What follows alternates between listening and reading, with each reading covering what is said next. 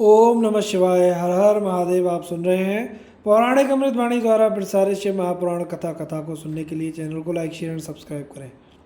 आगे की कथा प्रारंभ करते हैं। अथ चतुर्विंशो अध्याय।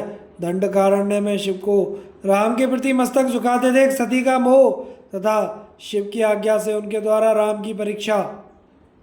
नारद जी बोले, हे ब्रह्मन, हे विधे, हे प्रजानाथ, हे महाप्राज्ञ, हे कृपाकर, आपने भगवान शंकर तथा देवी सती के मंगलकारी यश का श्रवण कराया।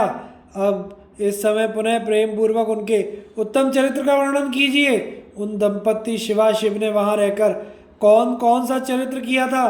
ब्रह्मा जी बोले, हे मुने, अब मुझसे सती और शिव के चरित्र का प्रेम पूर्वक श्रवण कीजिए। वे दोनों दंपत्ति वहां लौकिक गति का आश्रय लेकर नित्य निरंतर क्रीड़ा करते थे। हे मुने, तदनंतर देवी सती को अपने पति शंकर का वियोग प्राप्त हुआ, ऐसा कुछ श्रेष्ठ बुद्धि वाले विद्वानों का कथन है। परंतु हे मुने, वास्तव में उन दोनों शक्ति और शक्तिमान का परस्पर वियोग कैसे हो सकता है? क्योंकि जिनमें वे दोनों वाणी और अर्थ के समान एक दूसरे से सदा मिले जुले हैं। फिर भी सर्वसमर्थ सती एवं शिव लीला प्रिय होने के कारण लोग व्यवहार का अनुसरण करते हुए जो कुछ भी करते हैं वह समीचीन ही है। दक्ष कन्या सती ने जब देखा कि मेरे पति ने मुझे त्याग दिया है, तब वे अपने पिता दक्ष के यज्ञ में गई और वहां भगवान शंकर का अनादर देखकर उन्होंने अपना शरीर त्याग दिया। वही सती पुनः हिमालय के घर पार्वती के नाम से प्रकट हुई और कठोर तपस्या करके उन्होंने विवाह के द्वारा पुनः भगवान शिव को प्राप्त कर लिया। सूत जी बोले, हे महर्षियों, ब्रह्मा जी के इस बात को सुनकर नारद जी ने ब्रह्मा जी से शिवा और शिव के महान यश के विषय में इस प्रकार पूछा। नारद जी बोले, हे विष्णु शिष्य, हे महाभाग, हे विधे, आप मुझे शिवा शिव के लोक आचार से संबंध रखने वाले तथा उनके चरित्र को विस्तार पूर्वक बताइए। हे तात, भगवान शंकर जी ने प्राणों से भी प्यारी अपनी धर्मपत्नी सती का किस लिए त्याग किया? यह घटना बड़ी विचित्र जान पड़ती है, अतः आप इसे अवश्य कहिए। आपके पुत्र दक्ष प्रजापति ने यज्ञ में भगवान शंकर का अनादर क्यों किया और वहां अपने पिता के यज्ञ में जाकर सती ने अपना शरीर त्याग क्यों किया? पुनः उसके बाद क्या हुआ? महेश्वर ने क्या किया? ये सब बातें मुझसे कहिए। इस वृत्तांत को श्रद्धापूर्वक सुनना चाहता हूँ। तब ब्रह्मा जी बोले, मेरे पुत्रों में श्रेष्ठ महाप्राज्ञ, हे तात, हे नारद, आप महर्षियों के साथ बड़े प्रेम से भगवान चंद्रमौली का चरित्र सुनिए। श्री विष्णु आदि देवताओं से सेवित पर ब्रह्म परमेश्वर को नमस्कार करके मैं उनके महान अद्भुत चरित्र का वर्णन करता हूँ। हे मुने, यह सब शिव की लीला है। वे प्रभु अनेक प्रकार की लीला करने वाले स्वतंत्र और निर्विकार हैं। देवी सती भी वैसी ही हैं। हे मुने, अन्यथा वैसा कर्म करने में कौन समर्थ हो सकता है? परमेश्वर शिव ही पर ब्रह्म परमात्मा है, जिनका भजन सदा श्रीपति विष्णु में ब्रह्मा, समस्त देवतागण, महात्मा, मुनि, सिद्ध, सनकादि सदैव करते रहते हैं। शेष जी प्रसन्नता पूर्वक जिनका यश का निरंतर गान करते रहते हैं, किंतु कभी भी उनका पार नहीं पाते हैं। वही शंकर सबके प्रभु तथा ईश्वर हैं। यह सब तत्व विभ्रम उन्हीं की लीला से हो रहा है। इसमें किसी का दोष नहीं है, क्योंकि वे सर्वव्यापी ही प्रेरक हैं। एक समय की बात है, तीनों लोकों में विचरण करने वाले लीला विशारद भगवान रुद्र सती के साथ वृषभ पर आरूढ़ हो पृथ्वी का भ्रमण कर रहे थे। सागर और आकाश में घूमते घूमते दंडकारण्य में आकर सत्य प्रतिज्ञा वाले वे प्रभु सती को वहां की शोभा दिखाने लगे। वहां उन्होंने लक्ष्मण सहित श्री राम को देखा, जो रावण द्वारा बलपूर्वक हरी गई अपनी प्रिया पत्नी सीता को खोज रहे थे। वो हा सीते इस प्रकार उच्च स्वर से पुकार रहे थे, जहाँ तहाँ देख रहे थे, बार बार रो रहे थे। उनके मन में विरह का आवेश छा गया। वे उनकी प्राप्ति की इच्छा कर रहे थे, मन में उनकी दशा का विचार कर रहे थे। वृक्ष आदि से उनके विषय में पूछ रहे थे। उनकी बुद्धि नष्ट हो गई थी। वे लज्जा से रहित हो गए थे और शोक से विभल थे। वे सूर्यवंश में उत्पन्न वीर भूपाल दशरथ नंदन भरताग्रज थे। आनंद रहित होने के कारण उनकी कांति फीकी पड़ गई थी। उस समय उदार चेता पूर्ण काम भगवान शंकर ने लक्ष्मण के साथ वन में घूमते हुए माता कैकेयी के वरों के अधीन उन राम को बड़ी प्रसन्नता के साथ प्रणाम किया और जय जयकार करके वे दूसरी ओर चले गए। उन भक्तवत्सल शंकर ने उस वन में श्री राम को पुनः दर्शन नहीं दिया। मोह में डालने वाली भगवान शिव की ऐसी लीला को देखकर सती को बड़ा आश्चर्य हुआ। वे उनकी माया से मोहित हो उनसे इस प्रकार कहने लगी। सती बोली, हे देवदेव, हे परब्रह्म, हे सर्वेश, हे परमेश्वर, ब्रह्मा विष्णु आदि सब देवता आपकी ही सेवा सदा करते रहते हैं। आप ही सबके द्वारा प्रणाम करने योग्य हैं। सबको आपका ही सर्वदा सेवन और ध्यान करना चाहिए। वेदांत शास्त्र द्वारा यत्नपूर्वक जानने योग्य निर्विकार तथा परम प्रभु भी आप ही हैं। हे नाथ, ये दोनों पुरुष कौन हैं? इनकी आकृति ब्रह व्यथा से व्याकुल दिखाई पड़ रही है। ये दोनों धनुर्धर वीर वन में विचरण करते हुए दुख के भागी और दीन हो रहे हैं। उन दोनों में नीलकमल के समान ज्येष्ठ पुरुष को देखकर किसी कारण से आप आनंद विभोर हो उठे और भक्त की भांति अत्यंत प्रसन्नचित हो गए। हे स्वामी, हे शंकर, आप मेरे संशय को दूर कीजिए। हे प्रभु, सेव्य स्वामी अपने सेवक को प्रणाम करें, यह उचित नहीं जान पड़ता। ब्रह्मा जी बोले, हे नारद, कल्याणमयी परमेश्वरी आदिशक्ति सती देवी ने शिव की माया के वशीभूत होकर जब भगवान शिव से इस प्रकार पूछा, तब सती की यह बात सुनकर लीला करने में प्रवीण परमेश्वर शंकर जी हंसकर सती से कहने लगे। परमेश्वर बोले, हे देवी, हे सती, सुनो, मैं प्रसन्नतापूर्वक सत्य बात कह रहा हूँ। इसमें किसी प्रकार का छल नहीं है। वरदान के प्रभाव से ही मैंने इन्हें आदरपूर्वक प्रणाम किया है। हे देवी, ये दोनों भाई वीरों द्वारा सम्मानित हैं। इनके नाम श्री राम और लक्ष्मण हैं। ये सूर्यवंश में उत्पन्न हुए हैं और परम बुद्धिमान और राजा दशरथ के पुत्र हैं। इनमें जो गौरवर्ण के छोटे भाई हैं वे शेष के अंश हैं, उनका नाम लक्ष्मण है। इनमें ज्येष्ठ भाई का नाम श्री राम है। ये भगवान विष्णु के पूर्ण अंश तथा उपद्रव रहित हैं। ये साधु पुरुषों की रक्षा और हम लोगों के कल्याण के लिए इस पृथ्वी पर अवतरित हुए हैं। इतना कहकर सृष्टि करने वाले भगवान शंभु चुप हो गए। इस प्रकार शिव का वचन सुनकर भी उनके मन को विश्वास नहीं हुआ, क्योंकि शिव की माया बलवती है, वह तीनों लोगों को मोहित किए रहती है। सती के मन में मेरी बात पर विश्वास नहीं हुआ। ऐसा जानकर लीला विशारद सनातन प्रभु शंभु यह वचन कहने लगे। शिव जी बोले, हे देवी, मेरी बात सुनो। यदि तुम्हारे मन को मेरे कथन पर विश्वास नहीं होता तो तुम वहाँ जाकर अपनी बुद्धि से श्री राम की परीक्षा स्वयं कर लो। हे सती, हे प्रिय, जिस प्रकार तुम्हारा भ्रम दूर हो वैसा ही तुम करो। तुम वहाँ जाकर परीक्षा करो, तब तक मैं इस वट वृक्ष के नीचे बैठा हूँ। ब्रह्मा जी बोले, हे नारद, भगवान शिव की आज्ञा से ईश्वरी सती वहाँ जाकर सोचने लगी, मैं वनचारी राम की परीक्षा कैसे करूं? मैं सीता का रूप धारण करके राम के पास चलूं। यदि राम साक्षात विष्णु है तो सब कुछ जान लेंगे, अन्यथा वे मुझे नहीं पहचानेंगे। इस प्रकार विचार करके मोह में पड़ी हुई वे सती सीता रूप धारण कर श्री राम के पास उनकी परीक्षा लेने के लिए गई। सती को सीता के रूप में देखकर शिव नाम का जप करते हुए रघुकुल श्रेष्ठ श्री राम सब कुछ जानकर उन्हें प्रणाम करके हंसकर कहने लगे। श्री राम बोले, हे सती, आपको नमस्कार है। आप प्रेम पूर्वक बताइए शिव जी कहाँ गए हैं और आप पति के बिना अकेली इस वन में क्यों आई हैं? हे सती, आपने अपना रूप त्याग कर किस लिए यह रूप धारण किया है? हे देवी, मुझ पर कृपा करके इसका कारण बताइए।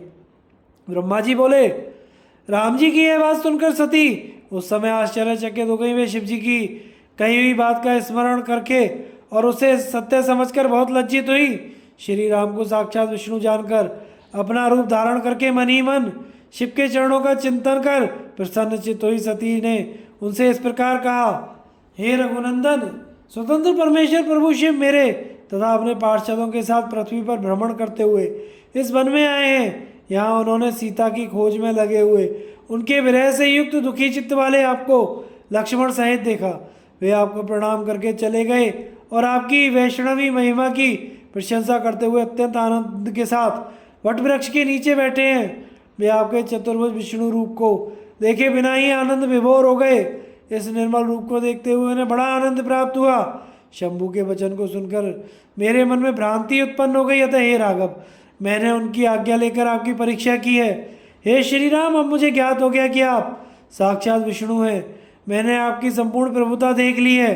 अब मेरा संशय दूर हो गया है। तो भी महामते, आप मेरी बात सुने।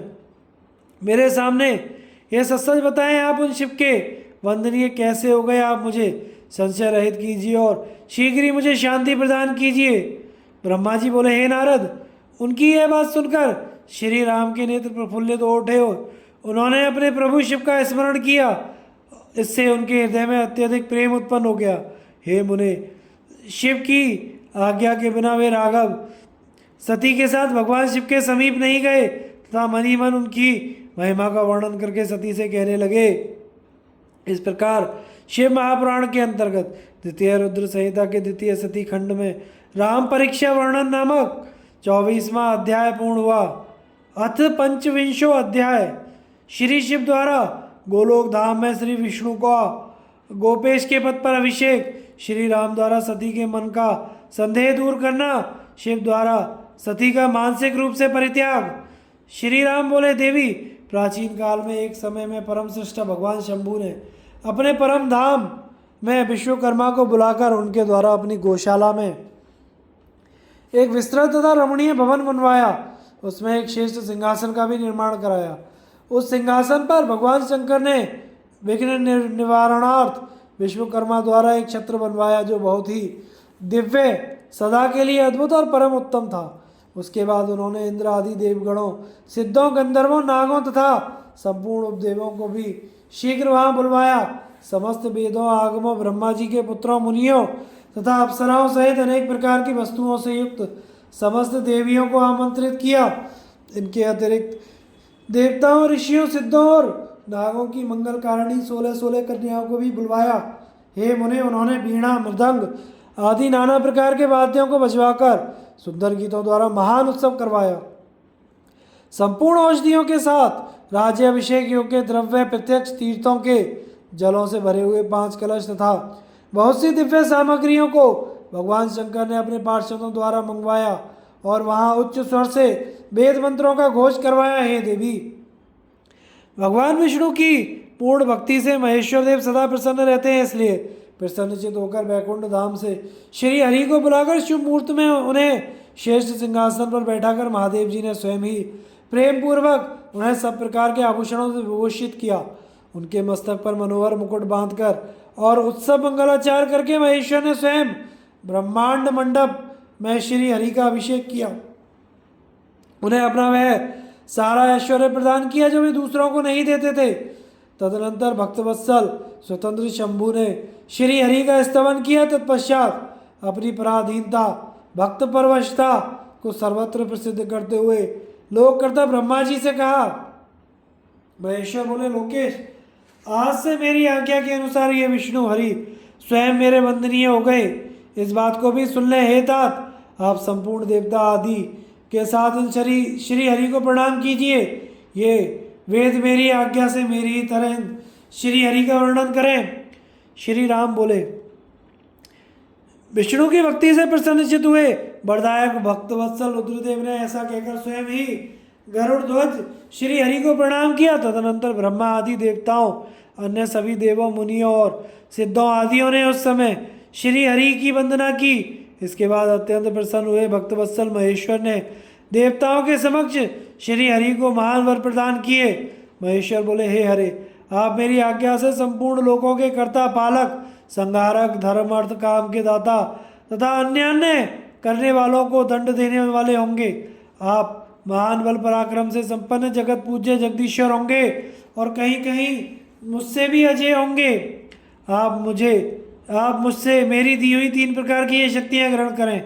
इच्छा आदि की सिद्धि, अनेक प्रकार की लीलाओं को प्रकट करने की शक्ति और तीनों लोकों में नित्य स्वतंत्र रहने की शक्ति।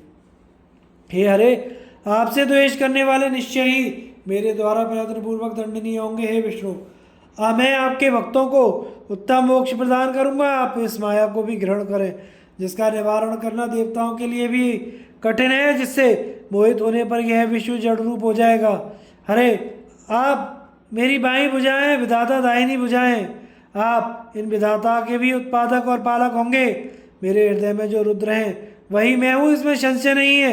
वे रुद्र आपके और ब्रह्मा आदि देवताओं के भी निश्चय ही पूज्य हैं। आप यहाँ रहकर अनेक प्रकार की लीलाएं करने वाले अपने विभिन्न अवतारों द्वारा विशेष रूप से संपूर्ण जगत का पालन करें। मेरे लोक में आपका है परम वैभवशाली और अत्यंत उज्ज्वल स्थान गोलोक के नाम से विख्यात होगा। हे हरे, भूतल पर जो आपके अवतार होंगे वे सबके रक्षक और मेरे भक्त होंगे। मैं उनका दर्शन करूंगा। वे मेरे वर से सदा प्रसन्न रहेंगे। श्री राम जी बोले, इस प्रकार श्री हरि को अपना अखंड ऐश्वर्य प्रदान कर उमापति भगवान हर स्वयं कैलाश पर्वत पर रहते हुए अपने पार्षदों के साथ स्वच्छंद की क्रीड़ा करने लगे। तभी से भगवान लक्ष्मीपति ने गोवेश धारण कर लिया और वे गोप गोपी तथा गौों के अधिपति होकर बड़ी प्रसन्नता के साथ वहां रहने लगे। वे विष्णु भी प्रसन्नचित्त होकर समस्त जगत की रक्षा करने लगे। वे शिव जी की आज्ञा से नाना प्रकार के अवतार धारण करके जगत का पालन करने लगे। इस समय वे श्री हरि भगवान शंकर की आज्ञा से 4 रूपों में अवतीर्ण हुए। उनमें से एक मैं राम हूँ और भरत, लक्ष्मण और शत्रुघ्न हैं। हे देवी, हे सती, मैं पिता की आज्ञा से सीता और लक्ष्मण के साथ वन में आया हूँ और भाग्यवश इस समय दुखी हूँ। यहाँ किसी निशाचर ने मेरी पत्नी का हरण कर लिया है और मैं विरही होकर भाई के साथ वन में अपनी प्रिया को खोज रहा हूँ। हे सती, हे माता, जब आपका दर्शन प्राप्त हो गया तब आपकी कृपा से सर्वथा मेरा कुशल ही होगा, इसमें संदेह नहीं है। हे देवी, आपका दर्शन मेरे लिए सीता प्राप्ति का वर स्वरूप होगा। आपकी कृपा से उस दुख देने वाले पापी राक्षस को मारकर मैं सीता को प्राप्त कर लूँगा, इसमें संदेह नहीं है। आज मेरा महान सौभाग्य है जो आप दोनों ने मुझ पर कृपा की। जिस पर आप दोनों दयार्द हो जाएं वह पुरुष धन्य और श्रेष्ठ है। इस प्रकार बहुत सी बातें कहकर कल्याणमयी सती देवी को प्रणाम करके रघुकुल शिरोमणि श्री राम उनकी आज्ञा से उस वन में विचरने लगे। पवित्र हृदय वाले राम की शिव भक्ति परायण तथा शिव प्रशंसा परक बात सुनकर सती मनी मन बहुत प्रसन्न हुई। तदनंतर अपने कर्म को याद करके उनके मन में बड़ा शोक हुआ। उनकी अंग कांति फीकी पड़ गई और वे उदास होकर शिवजी के पास लौट आईं। मार्ग में जाती हुई देवी सती बारंबार चिंता करने लगी कि मैंने भगवान शिव की बात नहीं मानी और श्री राम के प्रति कुत्सित बुद्धि कर ली। अब शंकर जी के पास जाकर उन्हें क्या उत्तर दूंगी। इस प्रकार का विचार करने पर उन्हें बड़ा पश्चाताप हुआ। शिव जी के पास जाकर उन सती ने उन्हें हृदय से प्रणाम किया। उनके मुख पर विषाद छा गया। वे शोक से व्याकुल और निस्तेज हो गई। सती को दुखी देखकर भगवान हर ने उनका कुशल क्षेम पूछा और प्रेम पूर्वक कहा, तुमने किस प्रकार उनकी परीक्षा ली। शिव जी की यह बात सुनकर, मैंने कोई परीक्षा नहीं ली। ऐसा कहकर वे सती सिर झुकाए शोकाकुल होकर उनके पास खड़ी हो गई। इसके बाद महायोगी अनेक विध लीला करने में प्रवीण भगवान महेश्वर ने मन में ध्यान लगाकर दक्षपुत्री सती का सारा चरित्र जान लिया। उन्हें अपनी उस प्रतिज्ञा का स्मरण हो आया जिसे हरि के विशेष आग्रह करने पर मर्यादा प्रतिपालक उन रुद्र ने विवाह के लिए देवताओं द्वारा निवेदन किए जाने पर पूर्व में किया था। उन महाप्रभु के मन में विषाद उत्पन्न हो गया। तब धर्म वक्ता, धर्म करता और धर्म रक्षक प्रभु ने अपने मन में कहा। शिवजी बोले, यदि मैं सती से पूर्वत स्नेह करूं तो लोक लीला का अनुसरण करने वाले मुझ शिव की महान प्रतिज्ञा ही नष्ट हो जाएगी। ब्रह्मा जी बोले, इस प्रकार मन में अनेक तरह से विचार कर वेद और धर्म के प्रतिज्ञा पालक शिवजी ने हृदय से सती को त्याग दिया, किंतु अपनी प्रतिज्ञा को नष्ट नहीं किया। तत्पश्चात परमेश्वर शिवजी मन से सती को त्याग कर अपने कैलाश पर्वत की ओर चल दिए। उन प्रभु ने अपने निश्चय को किसी के सामने प्रकट नहीं किया। मार्ग में जाते हुए महेश्वर को, अन्य सबको तथा विशेषकर सती को सुनाते हुए आकाशवाणी हुई। आकाशवाणी बोली, हे परमेश्वर, आप धन्य हैं। इस त्रिलोकी में आपके समान कोई भी नहीं है जिसने आज तक ऐसी प्रतिज्ञा की हो। आप महायोगी तथा महाप्रभु हैं।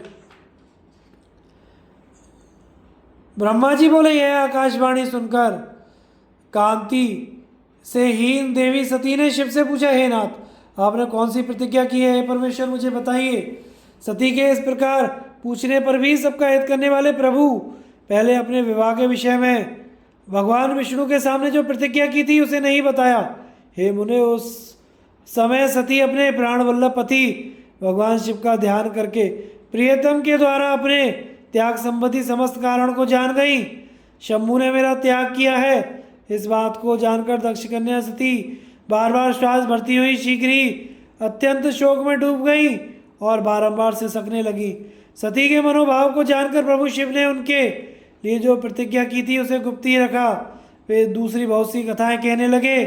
इस प्रकार नाना प्रकार की कथाएं कहते हुए वे सती के साथ कैलाश पर जा पहुंचे और श्रेष्ठ आसन पर स्थित हो समाधि लगाकर अपने स्वरूप का ध्यान करने लगे। सती अत्यंत व्याकुल चित्त होकर अपने धाम में रहने लगी। हे मुने, शिवा और शिव के उस चरित्र को किसी ने नहीं जाना। हे महामुने, इस प्रकार स्वेच्छा से शरीर धारण करके लोक लीला का अनुसरण करने वाले उन दोनों प्रभुओं ने बहुत काल व्यतीत कर दिया। तत्पश्चात उत्तम लीला करने वाले महादेव जी ने ध्यान तोड़ा। यह जानकर कि जगदम्बा सती वहाँ आई और उन्होंने व्यथित हृदय से शिव को प्रणाम किया। उदार चित्त वाले शंभू ने उन्हें अपने सामने बैठने के लिए आसन दिया और वे बड़े प्रेम से बहुत सी मनोरम कथाएं कहने लगे। उन्होंने वैसी ही लीला करके सती का शोक तत्काल दूर कर दिया। वे पूर्ववत सुखी हो गई। फिर भी शिव जी ने अपनी प्रतिज्ञा को नहीं तोड़ा। हे तात, परमेश्वर शिव जी के विषय में यह कोई आश्चर्य की बात नहीं समझनी चाहिए। हे मुने, मुनि लोग शिव और शिवा की ऐसी ही कथा कहते हैं। कुछ मूर्ख लोग उन दोनों में वियोग मानते हैं, परंतु उनमें वियोग कैसे संभव है? शिवा और शिव के वास्तविक चरित्र को कौन जान सकता है? वे दोनों सदा अपनी इच्छा से क्रीड़ा करते और भांति भांति की लीलाएं करते हैं। सती और शिव वाणी और अर्थ की भांति एक दूसरे के नित्य संयुक्त हैं। उन दोनों में वियोग होना असंभव है। उनकी इच्छा से ही लीला में वियोग हो सकता है। इस प्रकार श्री शिव महापुराण के अंतर्गत द्वितीय रुद्र संहिता के द्वितीय सती खंड में सती वियोग वर्णन नामक 25वां अध्याय पूर्ण हुआ। अथ षड्विंशो अध्याय सती के उपाख्यान में शिव के साथ दक्ष का विरोध वर्णन। ब्रह्मा जी बोले, हे नारद, पूर्व काल में प्रयाग में एकत्रित हुए समस्त मुनियों तथा महात्माओं का विधि विधान से एक बहुत बड़ा यज्ञ हुआ। उस यज्ञ में सिद्धगण, सनक आदि देवर्षि, प्रजापति, देवता और ब्रह्मा का साक्षात्कार करने वाले ज्ञानी आए। मैं भी मूर्तिमान महातेजस्वी निगमों और आगमों से युक्त होकर सपरिवार वहाँ गया। अनेक प्रकार के उत्सवों के साथ वहाँ उनका विचित्र समाज जुटा था। वहाँ अनेक शास्त्रों से संबंधित ज्ञान चर्चा होने लगी। हे मुने, उस समय सती और पार्षदों के साथ त्रिलोक हितकारी, सृष्टिकर्ता एवं सबके स्वामी भगवान रुद्र भी वहाँ पहुँचे। शिव को देखकर संपूर्ण देवताओं, सिद्धों, मुनियों और मैंने भक्तिभाव से उन्हें प्रणाम किया और उनकी स्तुति की। तत्पश्चात शिव जी की आज्ञा पाकर सब लोग प्रसन्नतापूर्वक यथास्थान बैठ गए। भगवान के दर्शन से संतुष्ट होकर सब लोग अपने भाग्य की सराहना करने लगे। उसी समय प्रजापतियों के स्वामी महातेजस्वी दक्ष प्रजापति ने घूमते हुए प्रसन्नतापूर्वक वहाँ अकस्मात आकर मुझे प्रणाम कर मेरी आज्ञा से वहाँ बैठ गए। वे दक्ष प्रजापति ब्रह्मांड के अधिपति और सबके मान्य थे, परंतु अहंकारी तथा तत्वज्ञान से शून्य थे। उस समय समस्त देवर्षियों ने नतमस्तक हो स्तुति और प्रणाम द्वारा दोनों हाथ जोड़कर उत्तम तेज युक्त दक्ष का आदर सत्कार किया, किंतु नाना प्रकार के लीला विहार करने वाले सबके स्वामी और परम रक्षक महेश्वर ने उस समय दक्ष को प्रणाम नहीं किया। वे अपने आसन पर बैठे रहे। महादेव जी को वहाँ मस्तक ना झुकाते देख मेरे पुत्र दक्ष का मन अप्रसन्न हो गया। दक्ष प्रजापति रुद्र पर कुपित हो गए। ज्ञान शून्य तथा महान अहंकारी दक्ष रुद्र को क्रूर दृष्टि से देखकर सबको सुनाते हुए उच्च स्वर में कहने लगे। दक्ष बोले, ये सब देवता, असुर, श्रेष्ठ ब्राह्मण तथा ऋषि मुझे विशेष रूप से मस्तक झुकाते हैं, परंतु वह जो प्रेतों और पिशाचों से घिरा हुआ महामनस्वी है, वह दुष्ट मनुष्य के समान कैसे हो गया? शमशान में निवास करने वाला निर्लज्ज मुझे इस समय प्रणाम क्यों नहीं करता? इसके वेदोक्त कर्म लुप्त हो गए हैं। यह भूतों और पिशाचों से सेवित हो मतवाला बना रहता है। शास्त्रीय विधि से रहित है तथा नीति मार्ग को सदा कलंकित करता है। इसके साथ रहने वाले तथा इसका अनुसरण करने वाले लोग पाखंडी, दुष्ट, पापाचारी तथा ब्राह्मण को देखकर उद्दंडता पूर्वक उसकी निंदा करने वाले होते हैं। यह स्वयं ही स्त्री में आसक्त रहने वाला तथा रति कर्म में ही दक्ष है। अतः मैं ऐसे शाप देने के लिए उद्यत हूँ। ब्रह्मा जी बोले, इस प्रकार कहकर वे महादुष्ट दक्ष कुपित होकर रुद्र के प्रति कहने लगे, हे ब्राह्मणों, देवताओं, यह रुद्र मेरे तथा आप सभी के द्वारा वध्य है। दक्ष बोले मैं इस रुद्र को यज्ञ से बहिष्कृत करता हूँ। यह चारों वर्णों से बाहर शमशान में निवास करने वाला तथा उत्तम कुल और जन्म से हीन है, इसलिए यह देवताओं के साथ यज्ञ में भाग ना पाए। ब्रह्मा जी बोले हे नारद, दक्ष की कही हुई यह बात सुनकर भृगु आदि बहुत से महर्षि रुद्रदेव को दुष्ट मानकर देवताओं के साथ उनकी निंदा करने लगे। दक्ष की बात सुनकर गणेश्वर नंदी को बड़ा रोष हुआ। उनके नेत्र चंचल हो उठे हुए दक्ष को शाप देने के विचार से तुरंत इस प्रकार कहने लगे। नंदीश्वर बोले हे शठ महामूढ़, हे दुष्ट बुद्धि दक्ष, तुमने मेरे स्वामी महेश्वर को यज्ञ से बहिष्कृत क्यों कर दिया? जिनके स्मरण मात्र से यज्ञ सफल और तीर्थ पवित्र हो जाते हैं, उन्हीं महादेव जी को तुमने शाप कैसे दे दिया? हे दुर्बुद्धि यक्ष दक्ष, तुमने ब्राह्मण जाति की चपलता से प्रेरित हो इन निर्दोष महाप्रभु रुद्रदेव को व्यर्थी शाप दिया और उनका उपास किया है। हे ब्राह्मण धम, जिन्होंने इस जगत की सृष्टि की, जो इसका पालन करते हैं, अंत में जिनके द्वारा इसका संहार होता है, उन्हीं महेश्वर रुद्र को तूने शाप कैसे दे दिया? नंदी के इस प्रकार फटकारने पर प्रजापति दक्ष रुष्ट हो गए और नंदी को शाप दे दिया। दक्ष बोले हे रुद्रगणों, तुम लोग वेद से बहिष्कृत हो जाओ, वैदिक मार्ग से भ्रष्ट हो जाओ, महर्षियों द्वारा परित्यक्त हो जाओ, पाखंडवाद में लग जाओ, शिष्टाचार से दूर रहो, सिर पर जटा और शरीर में भस्म एवं हड्डियों के आभूषण धारण करो और मद्यपान में आसक्त रहो। ब्रह्मा जी बोले जब दक्ष ने शिवगणों को इस प्रकार शाप दे दिया, तब उस शाप को सुनकर शिव भक्त नंदी अत्यंत रोष में भर गए।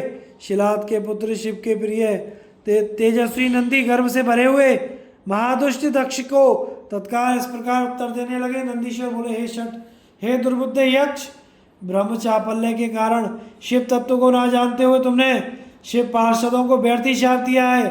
हे अहंकारी दक्ष, दूषित चित्त वाले मूढ़ भृगु आदि ने भी ब्राह्मणत्व के अभिमान में आकर महाप्रभु महेश्वर का उपास किया है।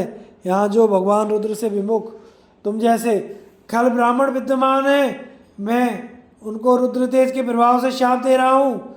तुम जैसे ब्राह्मण कर्म फल के प्रशंसक वेदवाद में फंसकर वेद तत्व ज्ञान से शून्य हो जाए, वे ब्राह्मण सदा भोगों में तन्मय रहकर स्वर्ग को ही सबसे बड़ा पुरुषार्थ मानते हुए स्वर्ग से बढ़कर दूसरी कोई वस्तु नहीं है ऐसा कहते रहे, तथा क्रोध लोभ एवं मद से युक्त निर्लज्ज और भिक्षुक बने रहे। कितने ही ब्राह्मण वेद मार्ग को सामने रखकर शूद्रों का यज्ञ कराने वाले और दरिद्र होंगे, वे सदा दान लेने में लगे रहेंगे।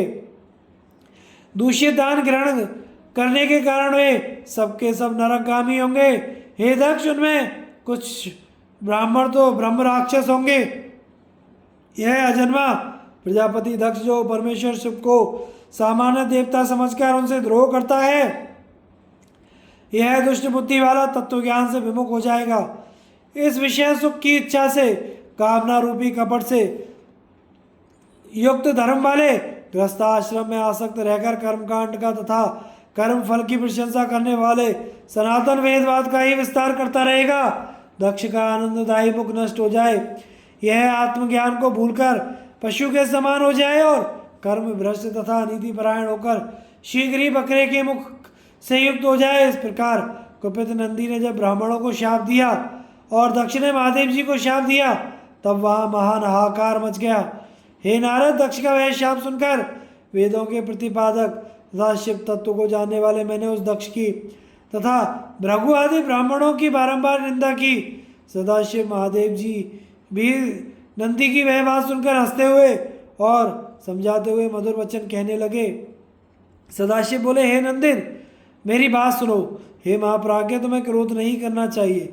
तुमने भ्रम से यह बात समझकर मुझे शाप दिया है, व्यर्थ में ही ब्राह्मण कुल को शाप दे डाला। वेद मंत्राक्षर में है और सूक्त में है, उसके प्रत्येक सूक्त में समस्त देहधारियों की आत्मा प्रतिष्ठित है। उन मंत्रों की ज्ञाता नित्य आत्मवेदता है, इसलिए तुम रोषवश उन्हें शाप ना दो। किसी कुत्सित बुद्धि वाले को भी कभी वेदों को शाप नहीं देना चाहिए। इस समय मुझे शाप नहीं मिला है, इस बात को तुम्हें ठीक ठीक समझना चाहिए। हे महामते, तुम तो सनकादियों को भी तत्वज्ञान का उपदेश देने वाले होते हैं। शांत हो जाओ। मैं ही यज्ञ हूँ, मैं ही यज्ञ कर्म हूँ। यज्ञों का अंग भी मैं ही हूँ, यज्ञ की आत्मा भी मैं ही हूँ, यज्ञ परायण यजमान भी मैं हूँ और यज्ञ से बहिष्कृत भी मैं ही हूँ। यज्ञ कौन है, तुम कौन हो और ये कौन है, वास्तव में सब मैं ही हूँ। तुम अपनी बुद्धि से इस बात का विचार करो। तुमने ब्राह्मणों को व्यर्थ ही शाप दे दिया। हे महामते, हे नंदिन, तुम तत्व ज्ञान के द्वारा प्रपंच रचना को दूर करके विवेक परायण, स्वस्थ तथा क्रोध आदि से रहित हो जाओ। ब्रह्मा जी बोले, इस प्रकार भगवान शिव द्वारा समझाए जाने पर वे नंदी परम ज्ञान से युक्त और क्रोध रहित होकर शांत हो गए। वे भगवान शिव को अपने प्राण प्रिय गण नंदी को बोध प्रदान करके गणों सहित वहां से प्रसन्नता पूर्वक अपने स्थान को चले गए। इधर रोष से युक्त दक्ष भी चित्त में शिव के प्रति द्रोहयुक्त होकर ब्राह्मणों के साथ अपने स्थान को लौट गया। उस समय रुद्र को शाप दिए जाने की घटना का स्मरण करके दक्ष सदा महान रोष से भरा रहता था। मूर्ख बुद्धि वाले वे शिव के प्रति श्रद्धा को त्याग कर शिव पूजकों की निंदा करने लगा। हे तात, इस प्रकार परमात्मा शंभु के साथ दुर्व्यवहार करके दक्ष ने अपनी जिस दुष्ट बुद्धि का परिचय दिया था वह मैंने आपको बता दिया। अब उनकी और बड़ी दुर्बुद्धि के विषय में सुनिए, मैं बता रहा हूँ। इस प्रकार श्री शिव महापुराण के अंतर्गत द्वितीय रुद्र संहिता के द्वितीय सती खंड में सती उपाख्यान में शिव के साथ दक्ष का विरोध वर्णन नामक 26वां अध्याय पूर्ण हुआ। दोस्तों, आगे की कथा हम अगले भाग में प्रसारित करेंगे। कथा को सुनते रहिए, चैनल को लाइक शेयर सब्सक्राइब कीजिए। हर हर महादेव।